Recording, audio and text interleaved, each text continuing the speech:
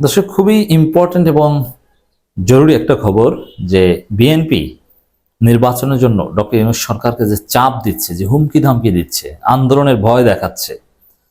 BNP এই সরকার থেকে সমর্থন সরিয়ে নিলে নাকি পালানোরও জায়গা পাবে না, ঈদের পর নাকি আন্দোলন করবে।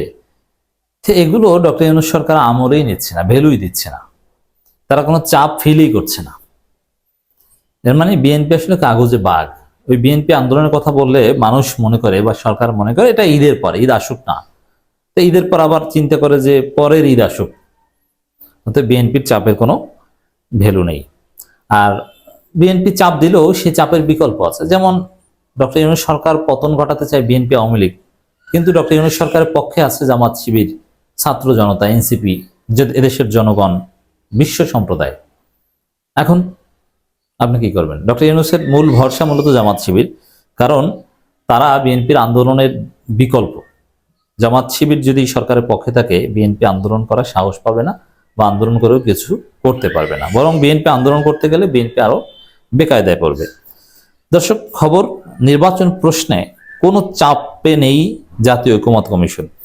এর মানে বিএনপি এত চাপ দিচ্ছে, নির্বাচন জিকির করছে, আর জাতীয় ঐকমত্য কমিশন বলছে যে না, আমরা কোনো চাপেই নেই। কিসের চাপ? মানে বিএনপির চাপ ওটা আমলেই নিচ্ছে না, ওগুলো ভ্যালুই দিচ্ছে না, ওটা দুধ ভাত।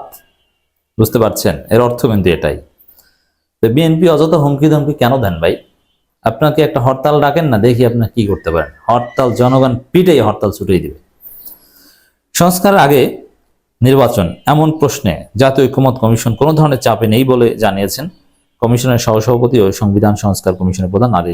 বিএনপির স্পষ্ট অবস্থান এটাই যে সংস্কার আগে নির্বাচন, তারা কোনো সংস্কারই চায় না। তারা বলে ঠিক আছে, সংস্কারের সুপারিশ মানে তৈরি করা হোক, এটা পার্লামেন্ট এসে বাস্তবায়ন করবে, কিন্তু এই সরকারের কাজ এটা না, সরকার জাস্ট নির্বাচন দেবে, এটাই।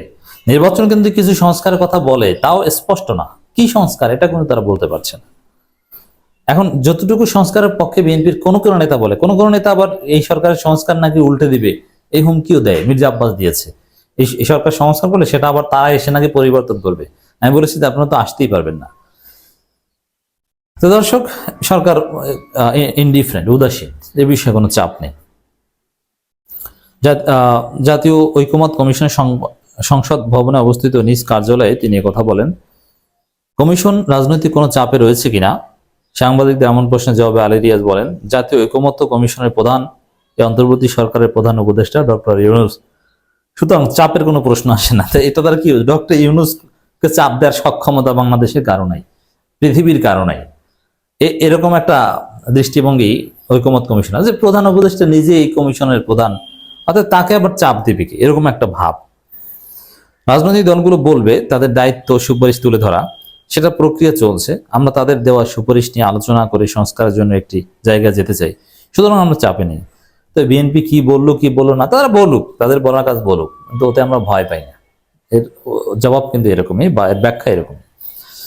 তিনি বলেন, সংস্কার কমিশনের সুপারিশের ভিত্তিতে যখন রাজনৈতিক দলগুলোর কাছে মতামতের জন্য আমরা যখন দিয়েছি, তারা অত্যন্ত নিষ্ঠার সঙ্গে ক্ষেত্র বিশেষ সময় নিয়ে হলেও তারা তাদের সুচিন্তিত মতামতগুলো আমাদের জানাচ্ছে। ফলে আমি এই মুহূর্তে চাপের কোনো কিছু দেখতে পাই না। অথচ বিএনপি নেতাদের দৈনন্দিন জীবনের বক্তব্য যদি শোনেন, ইফতার মাহফিলে তাদের আলাপ আলোচনা যদি শোনেন, কথা একটা যে ইউনূস তাড়াতাড়ি নির্বাচন দিয়ে চলে যা, নির্বাচন দিতে হবে, কিসের সংস্কার, ওগুলো বাদ দে, নির্বাচন দে, নির্বাচন দে, নির্বাচন দে, এর বাইরে কোনো কথা নেই। বিএনপি নেতাদের বক্তব্য শুনে মনে হয় যে প্রচন্ড চাপে সরকার, কোনো কাজই করতে দিচ্ছে না, কিন্তু না, সরকার ওটা আমলেই নেয় না, ভ্যালুই দেয় না। বিএনপিকে ভ্যালু দেওয়ার কিছু নেই, কারণ তারা তো ঈদের পর আন্দোলন পার্টি।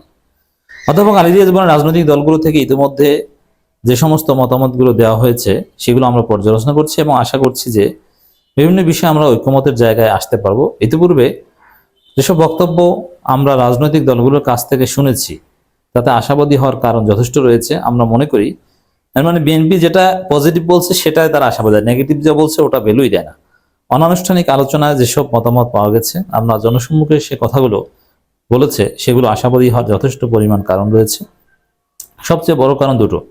একটা হলো রাজনৈতিক দলগুলোর মধ্যে সংস্কারের ব্যাপারে কোনো রকম সংশয় বা দ্বিধা নেই, অথচ বিএনপির কিন্তু সংস্কার চাই না, সহজ কথা। তো এগুলো আমলে নিচ্ছে না। রাজনৈতিক দলগুলো চান না, চান যে এখনকার যে রাজনৈতিক রাজনৈতিক পরিস্থিতি, সেখান থেকে বেরিয়ে আসার পথ হচ্ছে সংস্কার। দ্বিতীয়ত, রাজনৈতিক দলগুলো এই সংস্কার প্রক্রিয়ায় অংশগ্রহণ করতে চান, তাদের দিক থেকে কোনোভাবে কখনোই অসহযোগিতার তো প্রশ্নই ওঠে না, তারা সর্বাত্মক সহযোগিতা করছেন। অথচ আলী রিয়াজ বাংলাদেশের নাগরিক না, এই প্রশ্নে তাকে মানবে না ঘোষণা দিয়েছে বিএনপি। তো ওইসব ঘোষণা আলী রিয়াজ গোনেন না। তারা সর্বাত্মক সহযোগিতা করছেন এবং অব্যাহতভাবে রেখেছেন। ফলে আমি মনে করি এই দুটো কারণে অগ্রসর হবে। কতটা সময় লাগবে অনেকেই প্রশ্ন করছেন, সেটা নির্ভর করবে যে আলোচনায় আমরা কিভাবে অগ্রসর হই। রাজনৈতিক দলগুলোর সঙ্গে আলোচনা ক্ষেত্রে যেভাবে অগ্রসর হওয়া যাবে তাতে আমাদের লক্ষ্য স্বল্পতম সময়। পাশাপাশি যেটা আমি বারবার উল্লেখ করি সেটা হচ্ছে জাতীয় ঐকমত্য কমিশনের সময়সীমা নির্ধারণ হয়েছে 15 জুলাই পর্যন্ত। আমরা এর মধ্যেই আমাদের কাজ সম্পন্ন করতে চাই। এর আগে সংবিধান, জনপ্রশাসন, বিচার বিভাগ, নির্বাচন প্রক্রিয়া, দুর্নীতি দমন কমিশন, সংস্কার কমিশন, এগুলো জামাত ইসলামী যাদের সুপারিশমালা দেওয়ার পরে এই কথা বলেছেন। তো দর্শক, এই সরকারের এই ঐকমত্য কমিশনের বক্তব্য, তিনি সরকারের বক্তব্যই বলা যায়, আলী রিয়াজের বক্তব্য, ডক্টর ইউনূসের সহযোগী। এই বিএনপির চাপটা এগুলো ভ্যালু দিচ্ছে না সরকার। আর এটা আমার ব্যাখ্যা যে ডক্টর ইউনূসের এখন আসল ভরসা জামাত শিবির, আর জামাত শিবির তার পক্ষেই থাকবে। এদেশের জনগণ তার পক্ষে আছে, এনসিপি তার পক্ষে আছে, বিদেশিরা তার পক্ষে আছে। অতএব বিএনপিকে গোনার টাইম নেই।